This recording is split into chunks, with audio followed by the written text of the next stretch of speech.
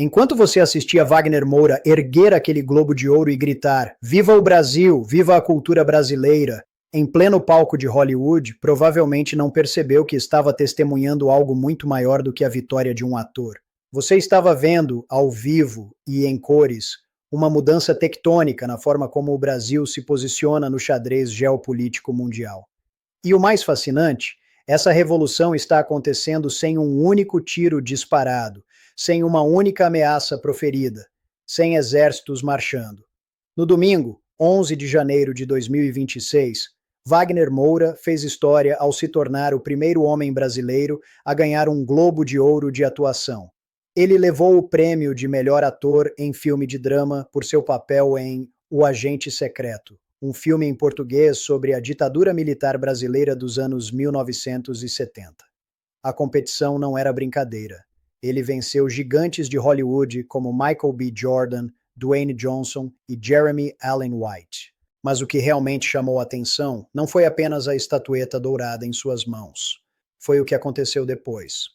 Enquanto outros atores estariam em festas exclusivas fazendo networking com produtores milionários e estrelas internacionais, Wagner e a equipe do filme foram flagrados cantando e sambando. Não deixe o samba morrer, não deixe o samba acabar. Ali, naquele momento aparentemente simples, estava acontecendo algo profundo. O filme O Agente Secreto também ganhou o prêmio de melhor filme em língua não inglesa, dirigido por Kleber Mendonça Filho.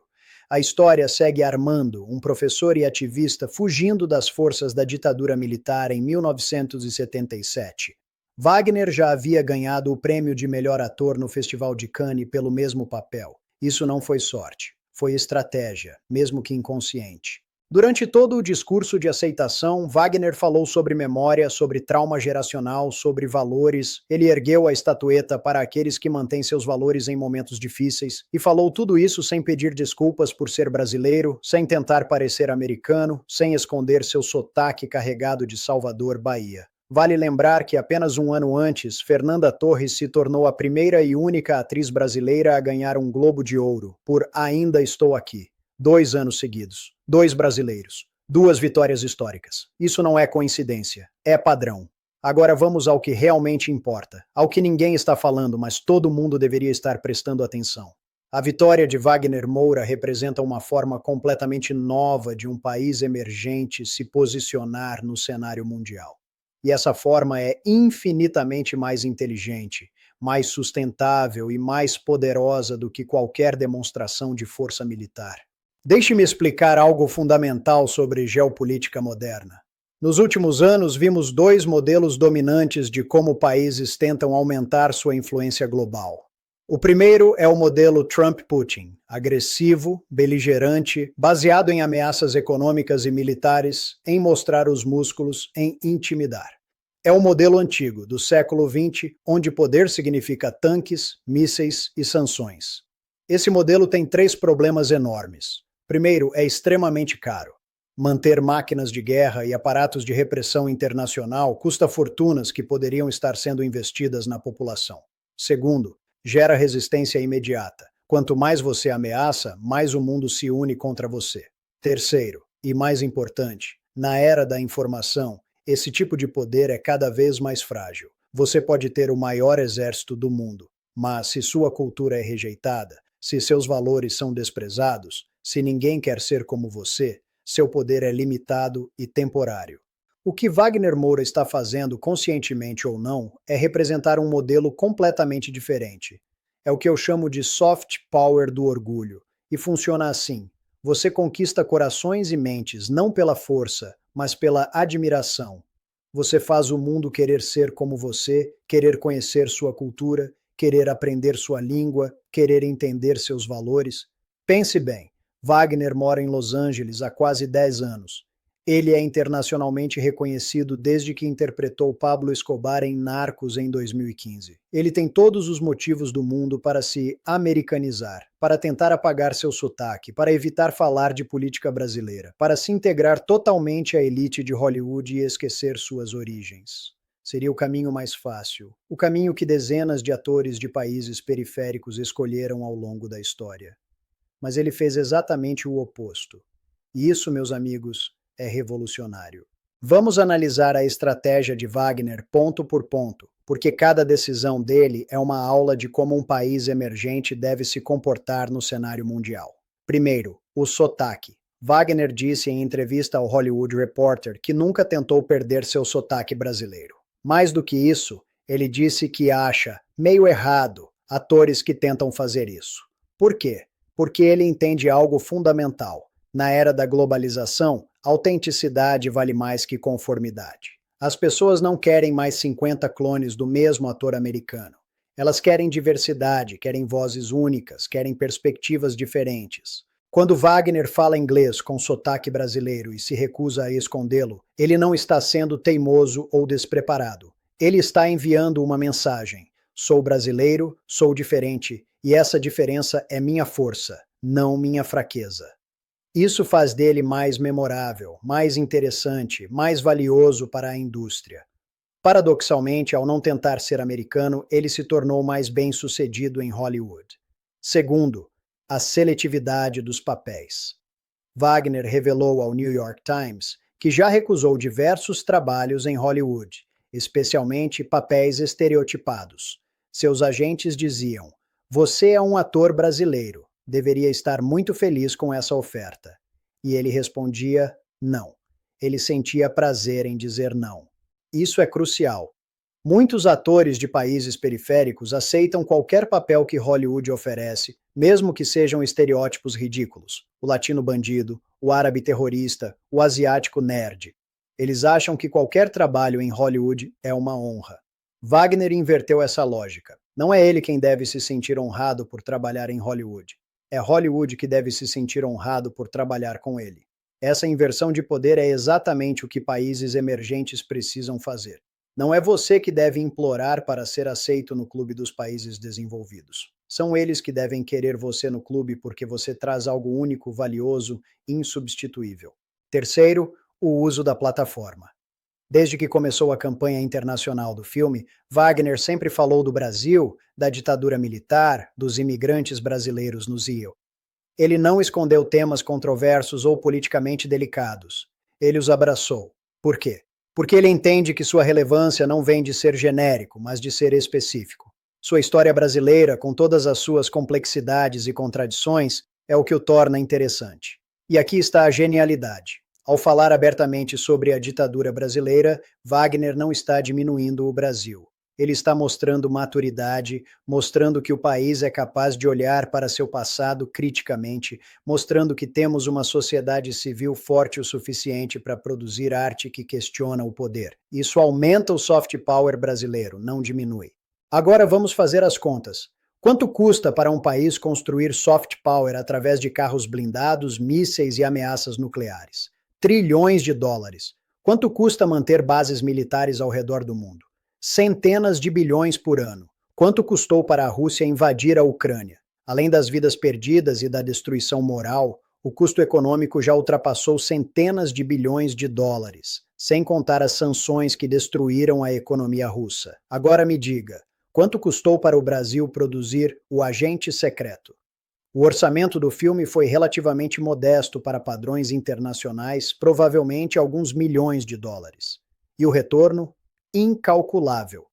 Pense nos milhões de pessoas ao redor do mundo que agora estão curiosas sobre o Brasil, sobre nossa história, sobre nossa cultura. Pense nos jovens atores brasileiros que agora têm um exemplo concreto de que é possível chegar ao topo mundial sem perder sua identidade. Pense nos cineastas que agora têm mais motivação para contar histórias brasileiras autênticas. Pense nos investidores internacionais que agora veem o cinema brasileiro como uma oportunidade real de negócio. Isso é o que economistas chamam de multiplicador cultural. Cada real investido em cultura de qualidade retorna dezenas de reais em soft power, turismo, interesse internacional, oportunidades comerciais. É infinitamente mais eficiente do que comprar tanques. Mas há algo ainda mais profundo acontecendo aqui. Wagner não está apenas promovendo o Brasil, ele está redefinindo o que significa ser um país relevante no século XXI. Vamos olhar para o mapa mundi por um segundo, mas não o mapa geográfico que você aprendeu na escola. Vamos olhar para o mapa do poder cultural, que é onde as verdadeiras batalhas do século XXI estão sendo travadas. Durante o século XX, esse mapa era simples. Os Estados Unidos dominavam a cultura popular global. Hollywood, música americana, fast food, estilo de vida americano, tudo isso se espalhou pelo mundo como uma força aparentemente imparável. Os americanos conseguiram algo que nenhum império militar jamais conseguiu: fazer o mundo inteiro querer ser americano voluntariamente. Mas algo começou a mudar nas últimas 2 décadas.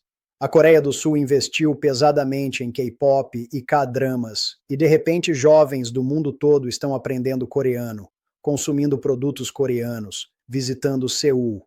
A Nigéria criou Nollywood e tornou-se a segunda maior produtora de filmes do mundo. A Turquia dominou o mercado de novelas em dezenas de países. O Reino Unido continua sendo uma potência cultural desproporcional ao seu tamanho através da música, literatura e TV. O que todos esses casos têm em comum? Nenhum deles foi construído através de força militar.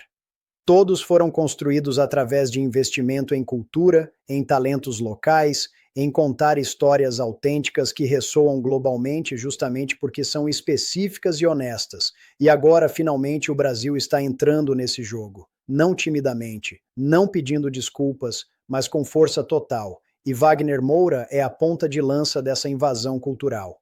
Talvez você esteja pensando: ok, Marcelo, muito interessante essa análise toda, mas o que isso tem a ver comigo? Eu não sou ator, não trabalho com cinema, por que deveria me importar?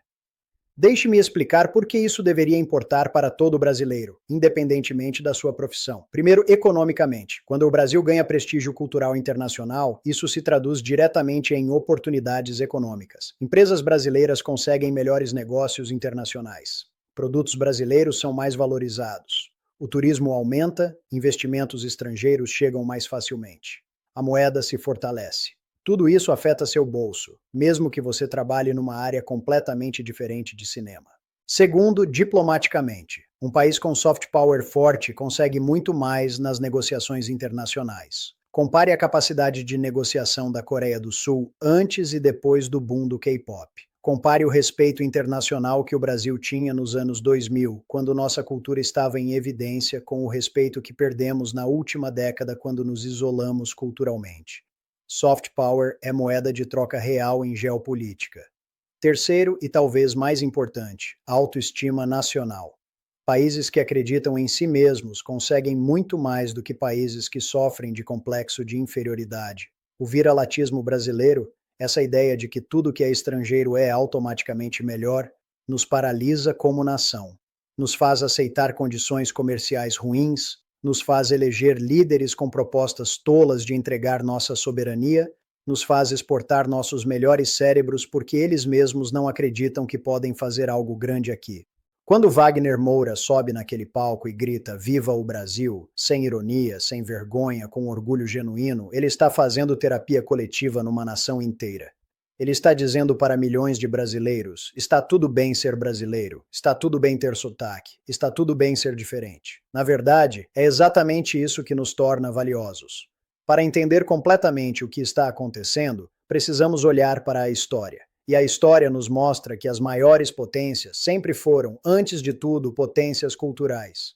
A Grécia Antiga conquistou o mundo conhecido não apenas com falanges macedônicas, mas com filosofia, teatro, literatura. Quando Alexandre, o Grande, morreu, seu império militar desmoronou em anos, mas a cultura grega dominou o mundo conhecido por séculos. Os romanos conquistaram a Grécia militarmente, mas foram conquistados culturalmente pelos gregos. O Império Britânico se espalhou pelo mundo com navios de guerra e canhões, sim, mas o que fez esse império durar não foi a força militar. Foi a língua inglesa, a literatura britânica, as instituições britânicas, o estilo de vida britânico. Mesmo depois que o Império ruiu politicamente, o soft power britânico continua imenso. A rainha já morreu, mas Harry Potter continua conquistando o mundo. Os Estados Unidos entenderam isso melhor do que ninguém no século XX. Eles investiram massivamente em Hollywood, em música, em universidades, em marcas globais, e isso tornou-se sua maior arma. Durante a Guerra Fria, a União Soviética tinha mais tanques, mais soldados, talvez até mais mísseis, mas perdeu a guerra porque ninguém queria ser soviético. Todo mundo queria jeans americanos, rock americano, filmes americanos. O soft power americano derrotou o hard power soviético sem disparar um tiro. E agora, o Brasil tem a chance de entrar nesse jogo. Não como coadjuvante, mas como protagonista. E temos vantagens enormes que muitos outros países não têm.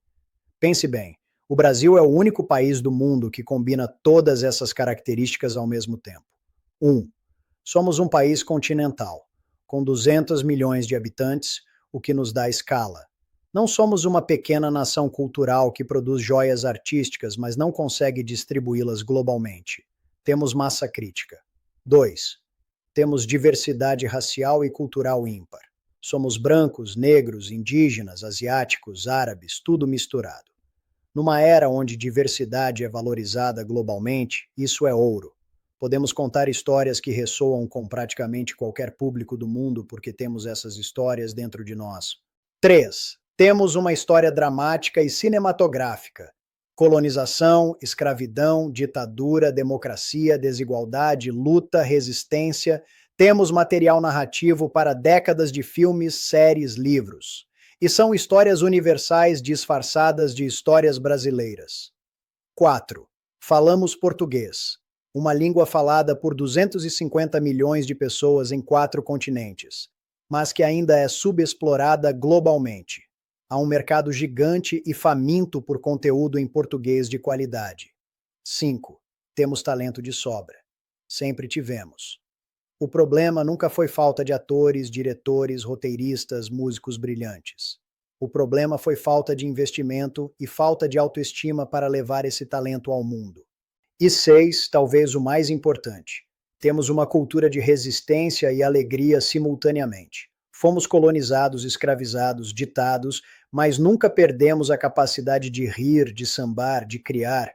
Isso é extremamente atraente num mundo cada vez mais ansioso e deprimido. As pessoas querem o que temos, elas só ainda não sabem disso. Há um paralelo interessante entre o que está acontecendo agora no cinema e o que aconteceu com o futebol brasileiro no século XX. No início do século XX, o futebol brasileiro era visto como inferior ao europeu. Jogávamos, mas ninguém nos levava a sério. Então veio a Copa de 1958, com Pelé, Garrincha e aquele time mágico. E de repente, o mundo inteiro queria jogar futebol como o Brasil.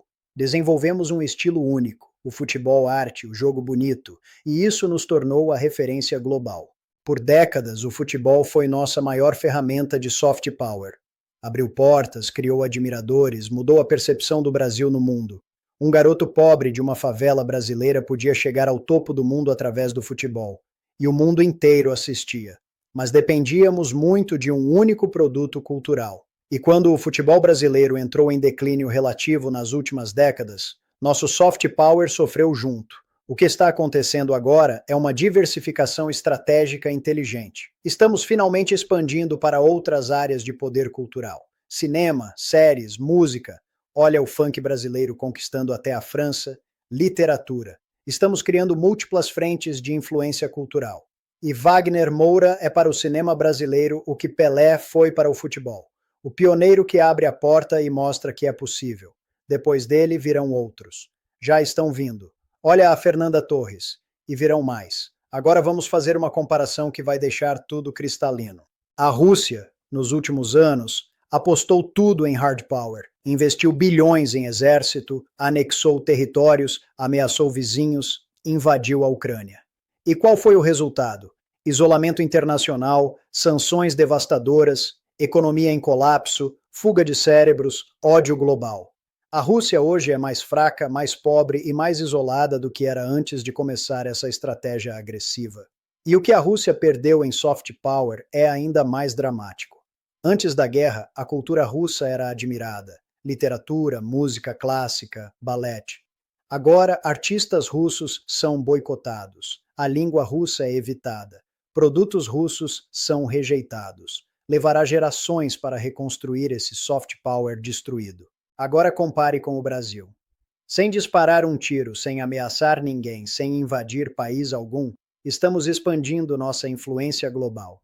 Cada prêmio que Wagner Moura ganha, cada filme brasileiro que é indicado ao Oscar, Cada música brasileira que viraliza globalmente, isso é território conquistado. Mas não é território geográfico, é território mental. Estamos conquistando a admiração, o respeito, o desejo de conhecer mais sobre nós. E qual estratégia você acha que é mais inteligente? Qual é mais sustentável? Qual deixa seu povo mais rico ao invés de mais pobre? Qual constrói pontes ao invés de queimar? A resposta é óbvia. E é exatamente por isso que a vitória de Wagner Moura é tão importante. Ela valida uma estratégia completamente diferente de ascensão geopolítica. Falemos agora de Trump, porque é impossível não fazer essa comparação.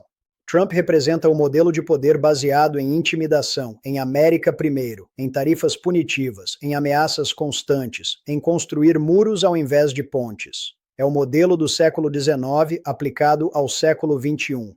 E já vimos que não funciona.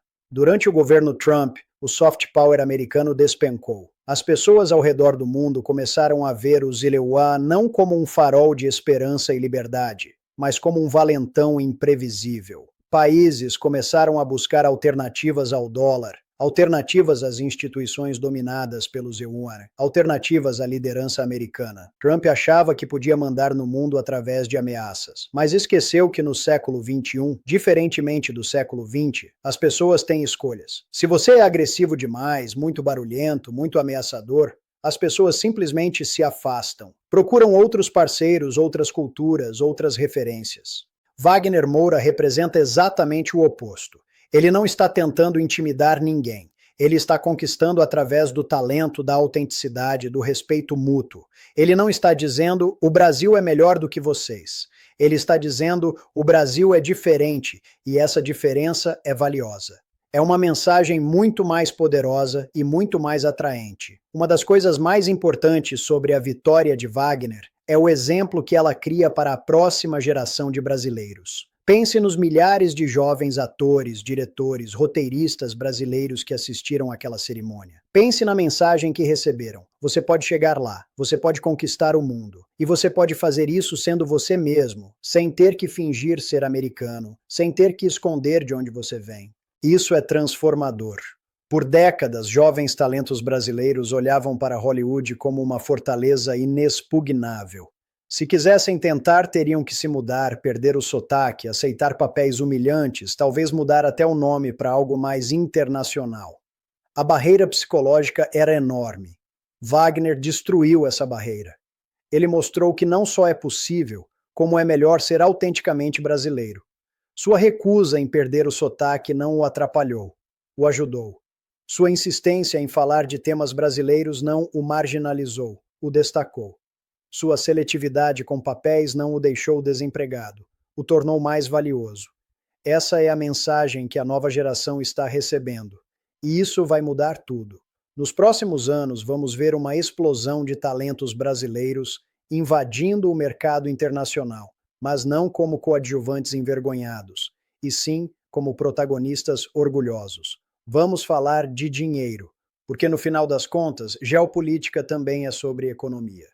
A indústria cultural global movimenta trilhões de dólares por ano, e o Brasil está dramaticamente subrepresentado nesse bolo. O cinema brasileiro representa menos de 1% da bilheteria global, apesar de termos 3% da população mundial. Nossa música, apesar de ser incrível, representa uma fração minúscula do mercado global de música. Nossas séries e programas de TV mal são conhecidos fora do Brasil e dos países lusófonos. Isso representa uma sangria econômica gigantesca. Cada filme americano que assiste, cada série que consome, cada música que escuta, você está transferindo riqueza do Brasil para outros países. Multiplique isso por 200 milhões de brasileiros, multiplique por décadas. E você entende por que somos um país relativamente pobre, apesar de todos os nossos recursos. Mas quando Wagner Moura ganha um Globo de Ouro, quando o agente secreto é visto por milhões ao redor do mundo, quando a trilha sonora do filme começa a tocar no Spotify global, aí a equação se inverte. Agora são outros países transferindo riqueza para nós. Não muito ainda, não o suficiente, mas é o começo. E há um efeito multiplicador. Quando o cinema brasileiro ganha prestígio, investidores internacionais começam a olhar para cá. Plataformas de streaming começam a investir em produções brasileiras. Atores e técnicos brasileiros começam a ser contratados para produções internacionais. Locações brasileiras começam a ser usadas em filmes estrangeiros. É um círculo virtuoso que gera empregos, impostos, desenvolvimento. A Coreia do Sul calculou que cada dólar investido em K-pop retorna cerca de 10 dólares para a economia coreana através de turismo, produtos licenciados, exportações e outros efeitos indiretos. Não há razão para o Brasil não conseguir resultados similares. Temos um produto cultural superior em muitos aspectos. Só precisamos de investimento estratégico e dessa atitude anti-vira-lata que Wagner representa. Vamos fazer um exercício de imaginação. Vamos para 2030, daqui a 4 anos. Como será o Brasil se continuarmos nessa trajetória cultural ascendente? Cenário otimista. Wagner Moura já ganhou um Oscar. Fernanda Torres também. Temos 2 ou 3 séries brasileiras fazendo sucesso global na Netflix e Amazon. O funk brasileiro é um dos gêneros mais tocados globalmente. 3 ou 4 filmes brasileiros por ano conseguem distribuição internacional significativa. Atores brasileiros estão em produções de Hollywood não como estereótipos, mas como protagonistas complexos. O Brasil é visto internacionalmente como uma potência cultural emergente, junto com a Coreia do Sul e a Nigéria. O resultado? O turismo para o Brasil dobrou. Investimentos internacionais em nossa indústria cultural triplicaram. Jovens ao redor do mundo estão aprendendo português para consumir nosso conteúdo. Empresas brasileiras conseguem melhores acordos internacionais porque o Made in Brasil agora tem prestígio. Nossa diplomacia é mais eficaz porque temos mais soft power. E talvez o mais importante, brasileiros se sentem mais orgulhosos de ser brasileiros. E esse orgulho se traduz em melhor governança, melhores políticas, mais investimento em educação e cultura. Parece utópico? Não é. É exatamente o que aconteceu com a Coreia do Sul entre 2010 e 2020. E eles são um país menor do que nós, com menos diversidade, com menos material cultural para trabalhar. Se eles conseguiram, por que não conseguiríamos? Talvez você esteja se perguntando: ok, Marcelo, estou convencido. Mas o que eu, um cidadão comum, posso fazer para contribuir com esse processo? Primeiro, consuma cultura brasileira. Veja filmes brasileiros. Ouça música brasileira. Leia livros brasileiros. Assista séries brasileiras. E não porque você tem que apoiar o nacional por dever cívico, mas porque é genuinamente bom. Temos uma das culturas mais ricas e diversificadas do mundo. Aproveite isso. Segundo, quando consumir cultura brasileira, fale sobre ela. Recomende para amigos. Compartilhe nas redes sociais. Escreva reviews. Quanto mais engajamento nossa cultura gera, mais as plataformas e produtores investem nela. Você tem poder como consumidor. Use-o. Terceiro, pare com o vira-latismo. Quando vir alguém diminuindo cultura brasileira, desafie essa pessoa. Quando alguém disser que filme brasileiro é chato, mostre que não é. Quando alguém disser que tudo que é americano é melhor, prove que está errado. Essa mudança cultural precisa acontecer um brasileiro de cada vez. Quarto, se você tiver filhos, exponha-os à cultura brasileira desde cedo. Não deixe que cresçam consumindo apenas conteúdo estrangeiro. Deixe que se orgulhem de ser brasileiros, que vejam valor em suas origens, que entendam que ser brasileiro não é ser inferior, é ser único. Quinto, se você trabalha com cultura de qualquer forma, seja artista, produtor ou mesmo empresário que pode patrocinar cultura, invista em qualidade. Não produza conteúdo bom para brasileiro. Produza conteúdo bom, ponto, com padrão internacional, mas autenticidade local. E sexto, vote conscientemente. Apoie políticos que entendem a importância de investimento em cultura, educação e soft power. Rejeite aqueles que veem cultura como gasto ao invés de investimento estratégico. Rejeite aqueles que querem que nos curvemos a outros países ao invés de negociarmos de igual para igual. O que está acontecendo com Wagner Moura, Fernanda Torres e outros artistas brasileiros fazendo sucesso internacional é, na verdade, uma revolução. Mas é uma revolução silenciosa, sem marchas, sem violência, sem barricadas. Pense bem. A Grécia hoje é um país relativamente pequeno e com problemas econômicos, mas a cultura grega ainda domina o imaginário ocidental 2.500 anos depois. Estudamos filosofia grega, literatura grega, arte,